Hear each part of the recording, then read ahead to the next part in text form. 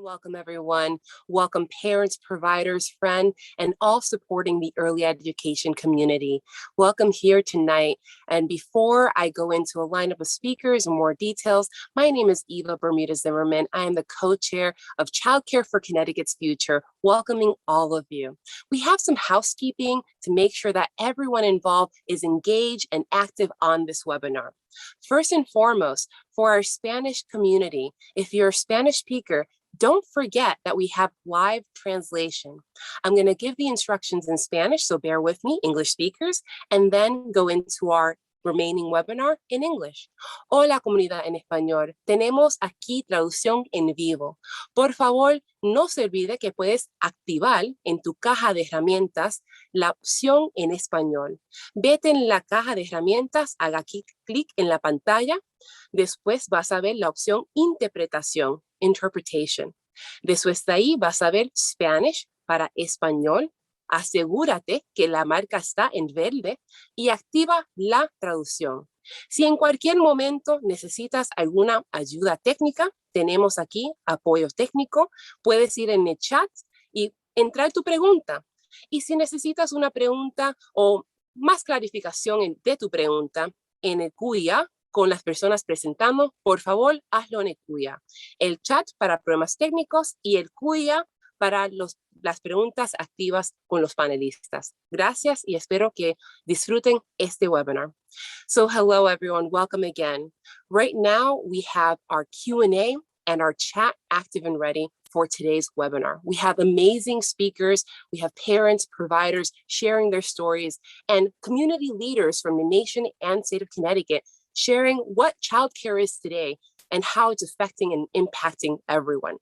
But for you to engage and making sure that we're staying active and sharing our ideas, and of course, following up with all of you after today's program, please be aware that we have a chat option and we also have Q&A.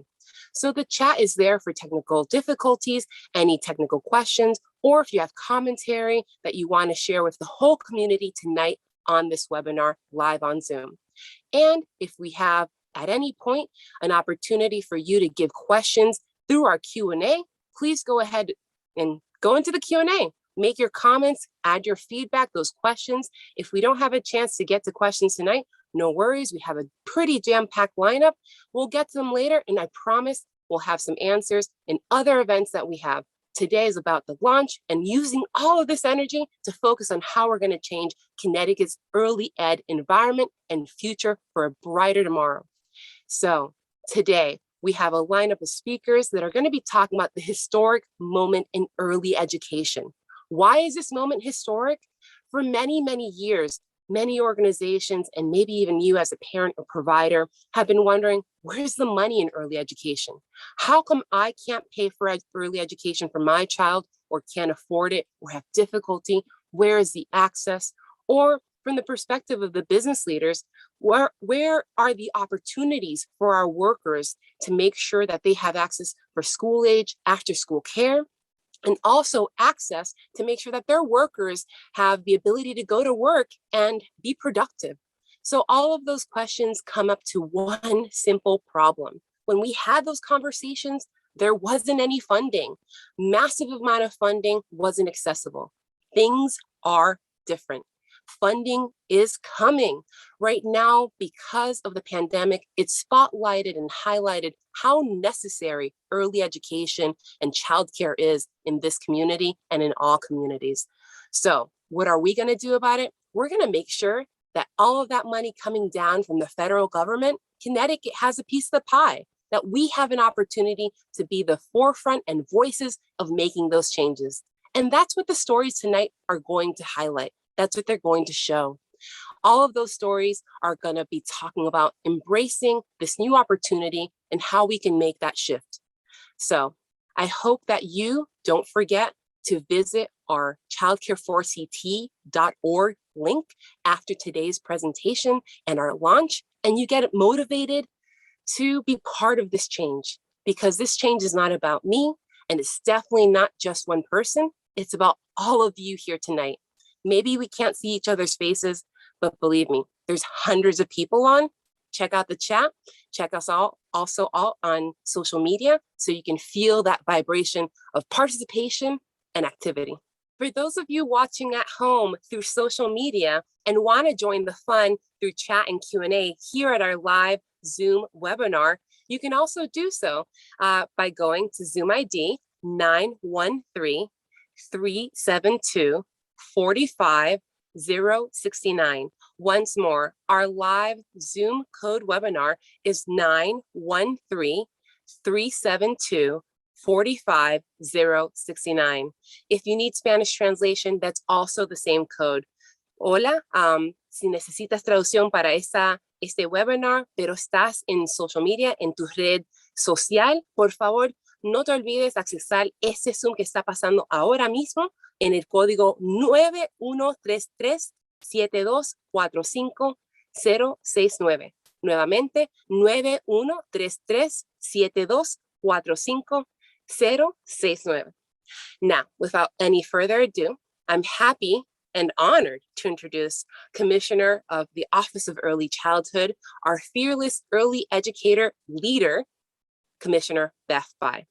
Commissioner, the floor is yours. Good evening. I'm so happy to be with you tonight. This is a really exciting night with the launch of this incredible coalition of advocates for families and children. Connecticut back in the late 90s really led the country in introducing high quality 3- and 4-year-old preschool in our largest cities. And we designed a package that I was involved with as an advocate that really had just the stamp of the advocacy community, of families, of childcare centers, of family childcare homes. There was an organized coalition that helped devise really the final product and the policy, and I think it was a really strong design. We can't do it without advocates. And so the fact that you all are here tonight, that you've said, we want to work together. You know, sometimes Connecticut can suffer from not working together. You've all spent a lot of time building a coalition. I'm so proud of this state. And I look forward to working with you and listening to your concerns. And just good luck tonight. And I'm really excited to be here because I get to introduce Indra Nooyi, who's one of my heroes. I have been reading her book, My Life in Full. It's a wonderful book for a leader like me. I've said all along over the past couple of years that we need our best business minds at the table as we think about reimagining childcare, as we think about the future of childcare in Connecticut. And Indra Nooyi, as a former CEO of PepsiCo and also business management consultant, has been someone who always takes a call from me. She'll take an email. I'm reading her book. I'll send her an email and say, here, and she'll say, hey, I heard this about Vermont. And she wants to be engaged and to help us in Connecticut. She has so much to teach us. And as a CEO, childcare was central to her. And her goal right now, she talks to Governor Lamont a lot, and she says this to me a lot, is she wants to make Connecticut the most family-friendly state in the country. And she's willing to put her mind to it and to spend time with you here tonight talking a little bit about her journey and why she thinks this is so important and how excited she is that you're here tonight. So Indra, you are a Connecticut gem. We're so lucky you're willing to put your mind and spirit on problems like this to help women, because you understand that when we help women and families, we help our whole society, we help our economy, and we'll keep moving Connecticut forward. So enjoy Indra Nooyi. I know you will. I always do. Good evening, everyone, and thank you all for having me. I'm delighted to support this initiative to progress the important issue of childcare in our great state. As some of you know, I co-chaired the Reopen Connecticut Committee during the pandemic. While in that seat, I noticed a couple of key points relevant to the discussion here today. One is that we began to call our frontline workers essential workers, and we applauded these nurses, caregivers, and cashiers for their work. But we also struggled to provide them with the infrastructure to sustain their lives at home. Some went days without seeing their families or faced unpredictable work hours that limited their ability to afford childcare. This scene plagued me. More than 2 million women in the US left their jobs during the pandemic, many because they just couldn't manage the combination of their paid work and looking after their kids. It is no surprise that the topic of childcare is becoming more salient in our public conversations. it is a crisis. How can we truly prosper if half of our talent base is forced to drop out or take a step back from the workforce? Families are core to our society, but somehow they're also viewed as fringe. I believe it is now our duty to talk about the economy with the realities of family at the center and to work to provide support for families wherever possible. I've seen the importance of the care ecosystem in my own life. In the early days of my husband's and my career, we were fortunate enough to find family friends who could babysit my eldest daughter while we were at work. When that became unsustainable, our family members came from India in rotation, 2 to 3 months at a time, to care for my children. I also had colleagues, bosses, and secretaries who stepped in at pivotal moments when I couldn't be in 2 places at the same time. Without this support structure, I don't know if I will be here talking to you today. As CEO of PepsiCo, I was always aware of the challenges faced by families. And with the renovation of our headquarters, we were able to put in a beautiful childcare center that we called PepStart. We weren't sure how it was going to be received, but in a few short months, we were oversubscribed. The center was soon full of babies and kids under 5. And even though we asked employees to pay for the service, the impact on our employees and our company was immediate and lasting. PepStart absolutely convinced me of the wisdom of recognizing that our families have a central place in our work lives. It's my hope that public and private leaders can work together to ensure this level of support for every child. There is much work to be done, but to see this broad coalition come together to work on this issue is simply remarkable. If we approach the care issue with real dedication and innovation, I believe we can achieve real progress. We can help our young people, our future, find their footing. We can lift up women and family builders, the cornerstone of our communities and our economies. And I really look forward to seeing what we can accomplish together. Thank you. Hi, I'm Georgia Goldburn, and I'm the Director of Hope for New Haven, a faith-based nonprofit that manages the Hope Child Development Center. We're licensed to serve 85 children. I'm also the co-founder of Circle, a network of childcare providers serving children and families of color in the greater New Haven and Bridgeport area. And I'm Merrill Gay, Director of the Connecticut Early Childhood Alliance. We advocate for children and the programs that serve them. George and I are here to tell you what we're trying to accomplish through this campaign. Running the childcare center, I can't tell you how many calls I get from parents looking for childcare spots that I do not have. 40% of Connecticut families live in childcare deserts. According to the Office of Early Childhood, we need 50,000 more spots for infants and toddlers. Childcare for Connecticut's future is about building capacity so that families can find care when they need it. Across the state, families struggle with the cost of childcare. In many cases, it costs more than sending your child to the state university system. Because it's so expensive, many families are priced out of the market, and our current subsidy system, Care for Kids, is pretty limited. It serves just a small fraction of the families that could use help. Childcare for Connecticut's future is about not only making great childcare available, but making it affordable. We think pre-K for 3 and 4-year-olds ought to be free, and that no one should have to pay more than 7% of their income to care for their little ones. In fact, we think that families below 75% of the state median income, which is about $90,000 for a family of 4, shouldn't have to pay for care at all. We have to remember that the first childcare providers in this country were enslaved women. And after emancipation, childcare became low-wage work done by some of the same women that had done it before. And America's childcare system continues to rely on the underpaid labor of women. One of the things that's most important in this campaign is finally paying the people who specialize in educating children at their most critical stage of development as professionals. Our teachers shouldn't have to rely on SNAP, fuel assistance, and safety net programs to make ends meet. Childcare for Connecticut's Future is about recognizing early care and education practitioners for the important work they do and pay them accordingly. As we work to fix all the problems we've just spoken about, access to care, affordability, and wages, Childcare for Connecticut's Future will stand for equity. That means that as we build out our childcare system, we prioritize the areas with the greatest shortages of care. It means that as we work to make care affordable, we will take care of the families who are least able to afford care first. It means that as we raise wages and professionalize the childcare workforce, we don't leave behind the women who've been earning low wages, taking care of children for years. We have to have a way to recognize their skills and experience, not just college degrees, when we raise wages for early child care providers.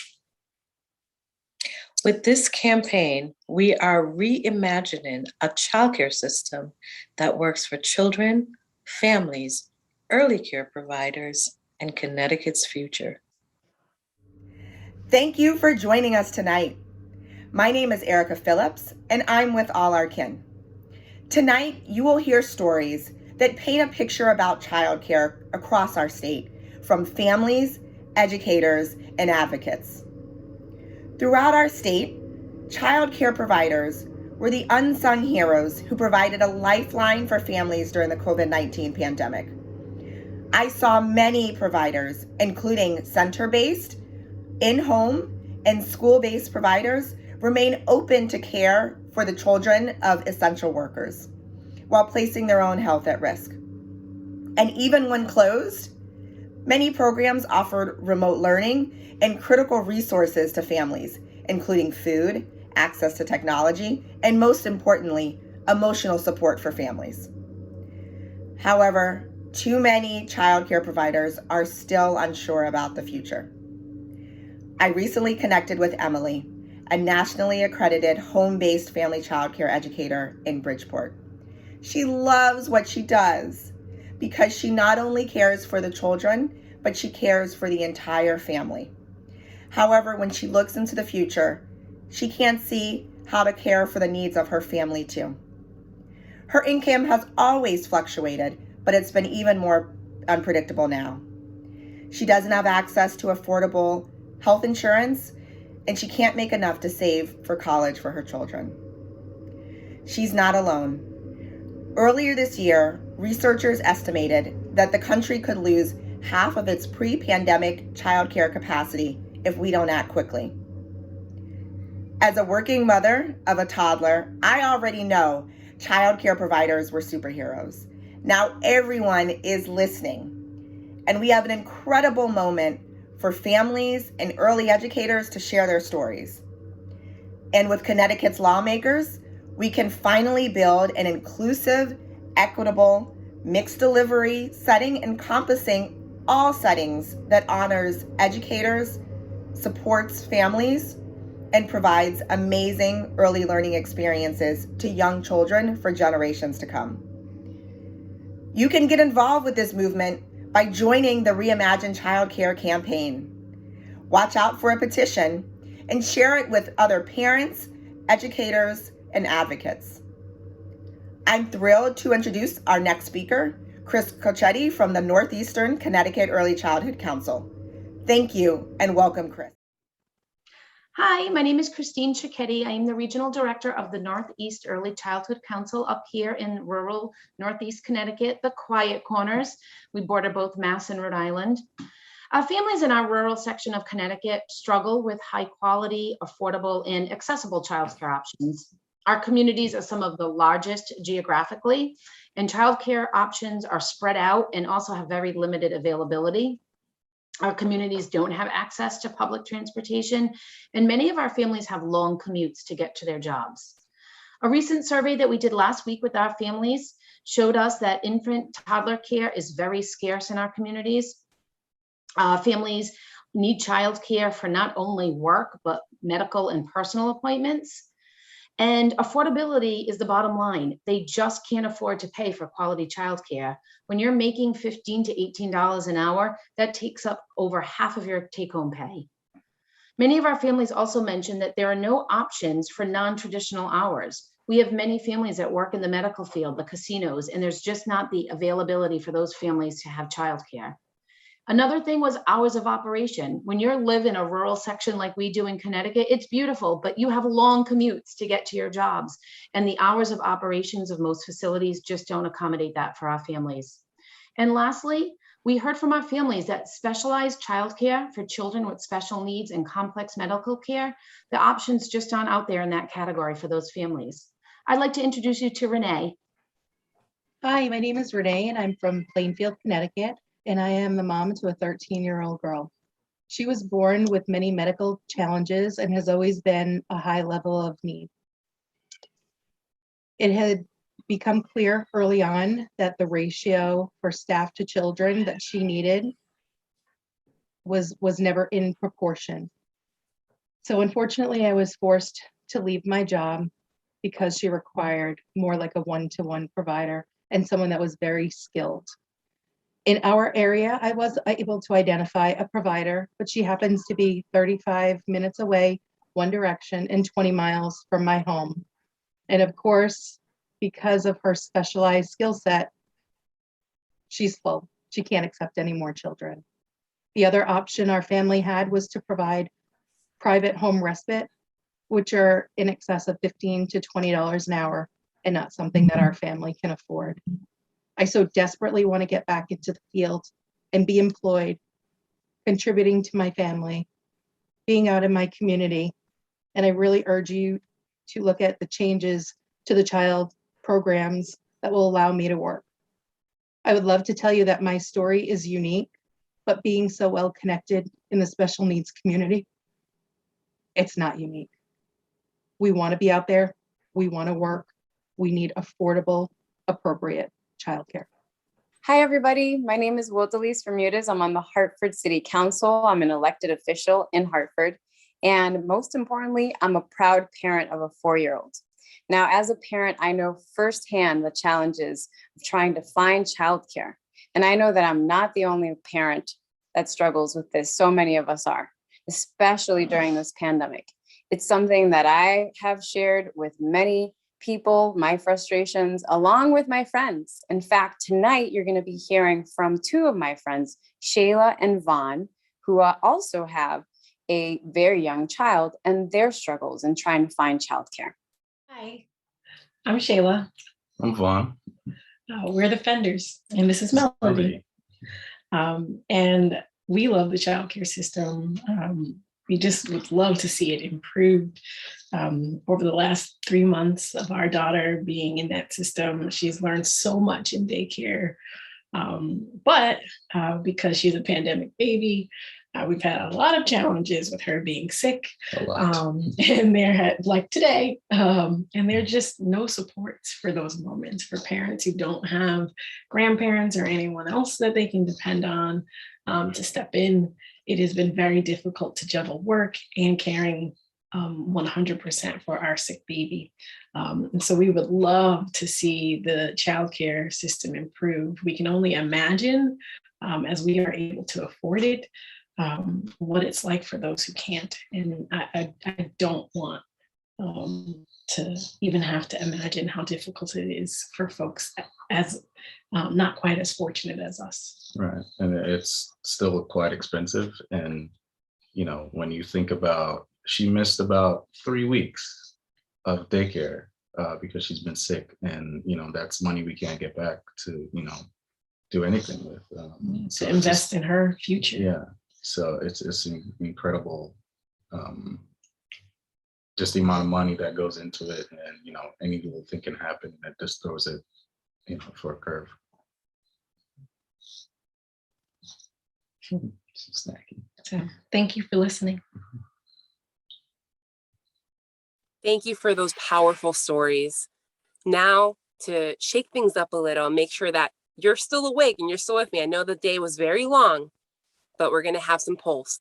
So this interactive poll system on your screen, when we're ready, is going to pop up.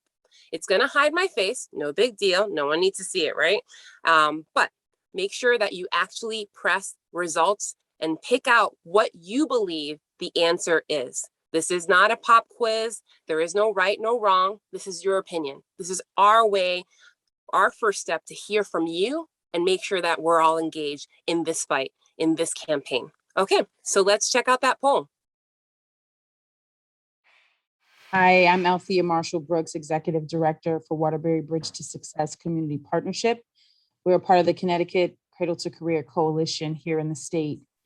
We are excited to support this campaign to really support all families having access to high quality childcare where they live of their choice that they can afford.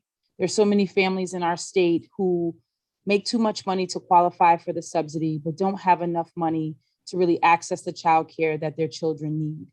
We're now going to hear from a parent who has dealt with that particular experience where they've had the challenge of paying for childcare. Hi, my name is Chelsea Harris. I'm from Waterbury, Connecticut, and I am a mom of 3. I have an 11-year-old, a 4-year-old, and a 5-month-old. And my childcare story is that I make just a little bit too much to qualify for programs that could help me with assistance for childcare costs. And because of that issue, I'm paying about $235 a week, which ends up being almost $1,000 a month. And I'm not able to pay that as well as pay rent. So I ended up moving back in with my mom just to kind of make ends meet so that my children have care while I'm working full time and making decent money, but not enough to cover childcare costs and a home for my children. So we do need a different system that can help me become eligible for assistance with this, so that way my family can grow and thrive and other families can grow and thrive, and we can really make some change in Connecticut. Hi, I'm Karen Rainville, Executive Director of the Connecticut Association for the Education of Young Children. As the state professional association for the early childhood field in Connecticut, CAYAC is thrilled to be involved in this campaign. For far too long, society has relied on the underpaid labor of childcare providers. It's time we fix that. It is my pleasure to introduce Ingrid Henlin, head teacher for the infant toddler program at Mount Olive Child Development Center in Hartford. Hi, my name is Ingrid Henlin. I've been a part of the early childhood field for the past 30 years. I love what I do. I love working with kids. I love seeing them grow. I love seeing them come back with their children. But one of the downfalls of the job is that I don't make enough money, and I literally have to take up another job. It's hard, you know, you leave in one job, you're tired, and you go into another one, but I need to pay my bills. I need to pay rent, need to pay for the gas that I had to put in my car to get to work. It's a struggle, and a lot of the teachers out there are doing the same thing. We have one teacher that's doing 3 jobs, and the effect of it is it also makes an impact on you emotionally, not being able to give the children 100%. We need to make a change. We need to make it now. We're crying. We need help. We need financial support. Let's make an investment in early childhood, and let's make a change, and we need to make it now. Okay. Thank you so much for participating in the last poll. We're going to share the results on our website and make sure that we're engaging with you after today's call. But we have one more poll. Don't forget, the pop-up screen for the poll is going to cover my face. We're still here. No worries. Just fill it out. If you have any questions about the poll, you can pop them into the chat. Sometimes they disappear by you clicking out. If you want to click the poll again and reactivate it, you're going to see a little arrow somewhere on your screen in small little green print that says poll. P-O-L-L. So check it out. Hopefully you can fill it out. Oh, I see people filling it out now. Awesome. Great. Hello, my name is Queen Freelup, president of the Child Care Union, SEIU Local 2001. Throughout Connecticut, providers share their stories of hardship and funding. Struggling parents who are in need of more support than what we are already providing. Some of these heartbreaking stories are from undocumented families, hardworking folks such as you and I, families who come to Connecticut for a better way of life for their kids.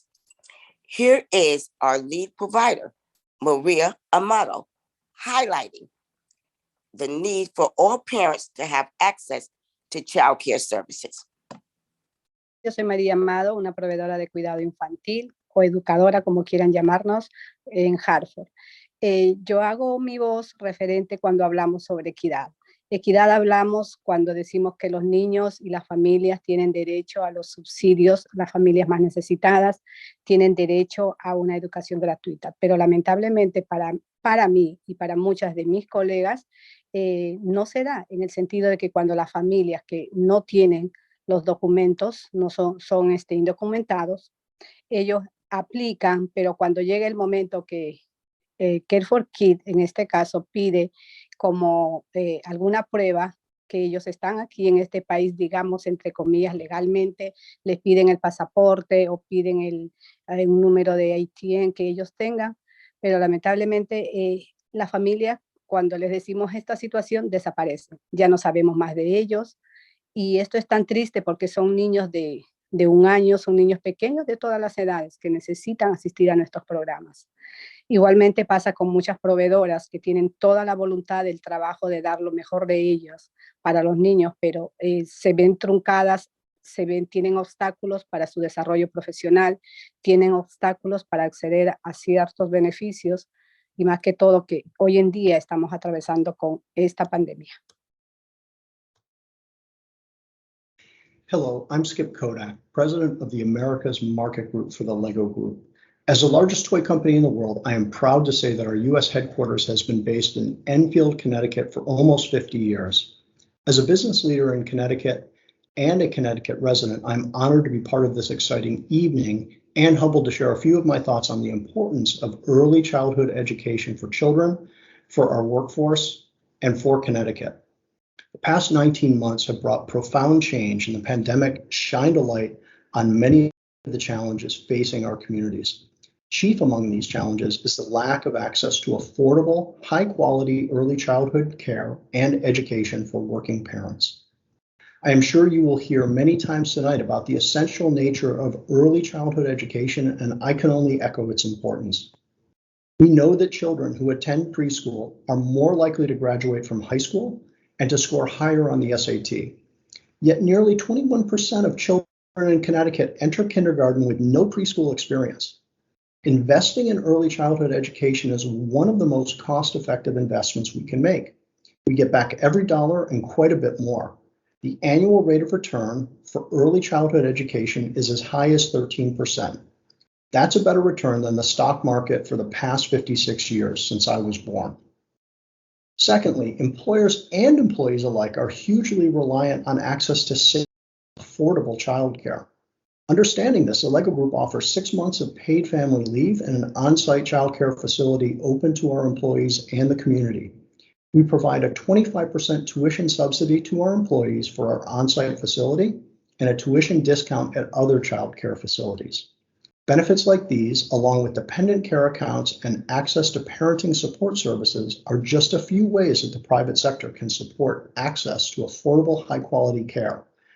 The harsh reality, though, is that childcare costs have more than doubled over the past 2 decades, and that's impacting when and where parents can get reliable access. Many can't. According to the Center for American Progress, 44% of Connecticut residents live in childcare deserts, and it is an unfortunate fact that working women often bear the burden of childcare disruptions. This is a long-standing challenge, and failure to address it only erodes the competitiveness of our state's economy and the private sector. As a locally based business leader, this issue matters to me because the LEGO Group must compete nationally and even globally for talent in a very competitive market where sourcing talent is a major challenge. If parents are unable to access affordable, high-quality childcare in Connecticut, this reduces the attractiveness of working for the LEGO Group and all other Connecticut-based companies. Finally, quality matters as much as access. Investing in high-quality support will result in childhood experiences that are play-based, culturally responsive, and designed to develop every child's full breadth of skills that benefit the child and society throughout their lifetime. Expanding high-quality options for all families on an equitable basis is a must, as is ensuring that we are training, supporting, and paying a competitive wage to our early childhood education teachers, upon whom our nation relies. LEGO Group, our mission is to inspire and develop the builders of tomorrow. And we believe in the potential of every individual child. This country, the state of Connecticut, and the private sector have a responsibility to make sure that the basic needs of children are met and that they have access to high quality and playful learning opportunities at an early age. Connecticut can and should be a leader in building a community response to equitably supporting every family in the state. Together, we can work to ensure better outcomes for the children of Connecticut and a more prepared workforce for the future.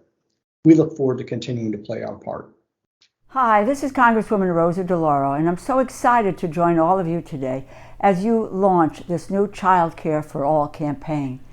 Let me just take a moment to thank the Reimagine Child Care Coalition, as well as all of the child care providers and advocates participating today. Like you, I've always held a firm belief in the critical importance of early education, and I cannot thank you enough for the invaluable work that you do every day. We entrust to you our most precious resource, our children. And today, child care is so much more than simply caring for children throughout the day. You are the first teachers outside the home.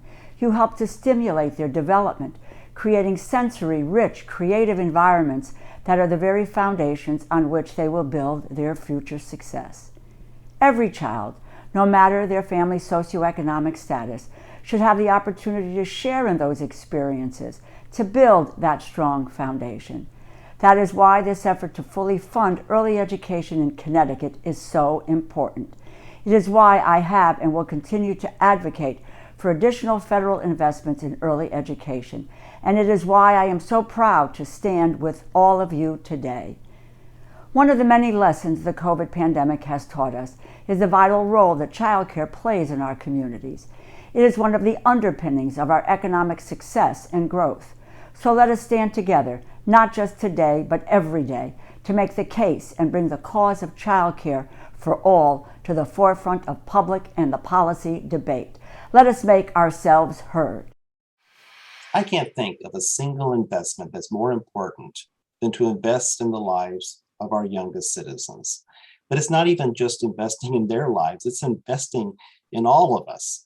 And when you think about it, it's really a triple dip investment. It's investing in children, it's investing in parents as employees who can now go to work, and it's also investing in an early care and education field that's going to spend that money immediately and locally. Let me explain why. When we're talking about investing in children, we know that when children attend high quality preschool programs, by the time the children are 27 years old, every dollar we put into the program is yielding back $7.14 or so in societal savings, because the children are more likely to graduate from high school, more likely to be gainfully employed, more likely to own a home, more likely to pay property taxes, less likely to be incarcerated. And by the time the children are 45 years old, we're talking about $17 for every dollar that's put into the program. But besides that, besides the long-term investment in the lives of our children, we also know that when we invest in early care and education programs, it allows parents to be able to go to work because they rely on that for childcare in order to be gainfully employed. And that's important not only for parents as employees, but it's also important for Connecticut businesses. And so when we invest in early care and education, we're also investing in businesses and parents' employability. And finally, when we invest in early care and education, we're also investing in a workforce, an amazing workforce of early care and education providers in childcare programs that are center-based, home-based, public school-based, for-profit, all of these folks who care for our babies each and every day, who work for far less money than what they deserve. And when we invest in those programs, it allows them to be able to take that money and spend it immediately and locally within their communities. And that's good for Connecticut too. So when you're talking about early care and education, think of it as this way. It's a triple dip investment. And how many other triple dip investments, 3 for the price of 1, can you think about? I can't think of very many, except for this one. But when we think about early care and education, we also have to realize that the investments are important because we need these programs to be high quality. Well, what is a high quality preschool program or a high quality childcare program or high quality early childhood experience? Well, it's one where early care and education staff are fairly compensated.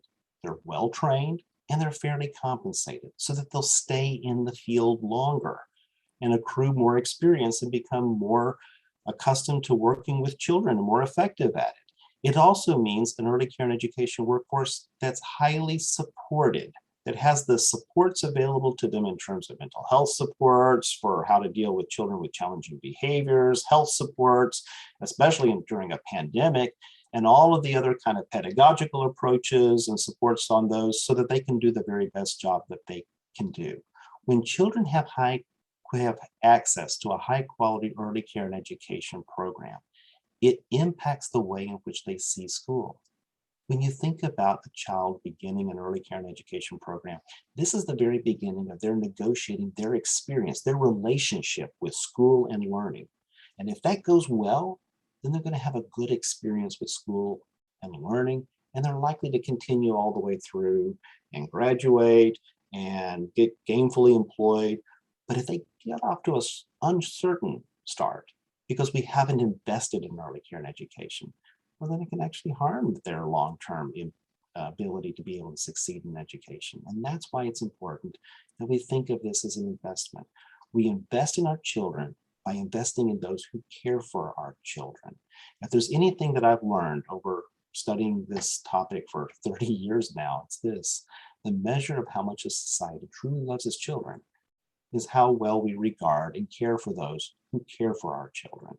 And it's time now that we start making the investments that we know that we should have been making all along in the lives of our children and in those parents who need gainful employment, and in Connecticut businesses, and also in our early care and education teachers. And so whatever it is that you do to help make the life of a child better, I thank you. Thank you, Walter. Tonight, we could see Connecticut is truly engaged. We've heard stories from parents and providers who are leading the charge. Now, this campaign needs your voice. If you need care from 0 to 5 or school-age care, this campaign is about you. To help me explain your next step and how you're going to help, I'm going to pass the mic to an amazing parent leader and activist, Kevin Burgos. He led the Fight for 15 campaign here in Connecticut, and I remember seeing him with his small kids at the Capitol, making his voice heard. Let's hear from him now. Kevin? Now it's time to fix childcare. If we all work together, we can get this done too. Here are some things you can do. Sign a petition. There's a link in the chat. You can also go to childcareforct.org. Click the Get Involved tab.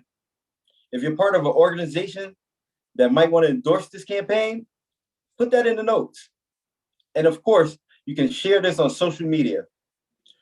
We need everyone to get involved, because while Congress is on the verge of passing this, Connecticut is still going to have to come up with the matching money. There's a lot of work that still has to happen here in Connecticut to make this real. So we need all of you, yes, you, to help make this a reality for all of Connecticut. Together, we can make change.